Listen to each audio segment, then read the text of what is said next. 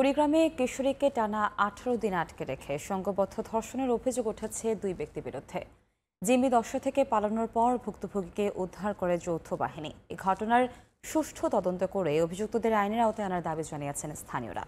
ভুক্তভোগী কিশোরীর দাবি, গত 2রা মার্চ তাদের বাড়িতে আসে দূরসম্পর্কের আত্মীয় ফজলুল হক ও তার স্ত্রী। বাড়িতে কেউ না থাকায় তাকে অস্ত্রের ভয় দেখিয়ে মোটরসাইকেলে তুলে পার্শ্ববর্তী লালমনিরহাট সদরের একটি গ্রামে নেওয়া হয়। সেখানে একটি বাড়িতে আটকে রেখে সংঘবদ্ধ ধর্ষণ করে ফজলুল হক তার সহযোগী সেলিম। পরিচিত মানুষের বাসায় নিরাপদে রয়েছে এমন কথা তার পরিবারকে বলতে বাধ্য করা হয় বলেও অভিযোগ করে ওই কিশোরী। বুধবার রাতে সেখান থেকে কৌশলে পালিয়ে নিজ বাড়িতে আসার সময় ধাওয়া দেয় ফজলুলের লোকজন। সে সময় একটি বাড়িতে আশ্রয় নেয় সে। সেখান থেকে তাকে উদ্ধার করে যৌথ বাহিনী। মেয়েটা আসি পাও ধরি ওখানে পড়ি, কয় মা আমাকে বাঁচান, দুইটা তিনটে ছেলে আমার পিঠটি আমাকে নিয়ে আসবে নাকছে। ধাক্কাধাক্কি করে বিভিন্ন রকম গালিগালাজ করে এবং সে আমাদের সাথে হামলা করার জন্য সে অস্ত্র নিয়ে আসে।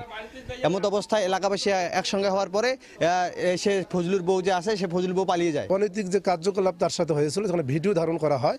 পর্যন্ত আমি ধরছি যে আপনাদের অনুরোধ লাগে পায়ে পড়ি আমাকে এখান থেকে যেতে দেন। মেয়েটাকে আমরা উদ্ধার করেছি, উদ্ধার করে আমাদের থানায় নিয়ে এসেছি। বর্তমানে আইনগত ব্যবস্থা প্রক্রিয়াধীন আছে এবং আসামি গ্রেপ্তারের বিষয়টিও অভিযান পরিচালনা আছে।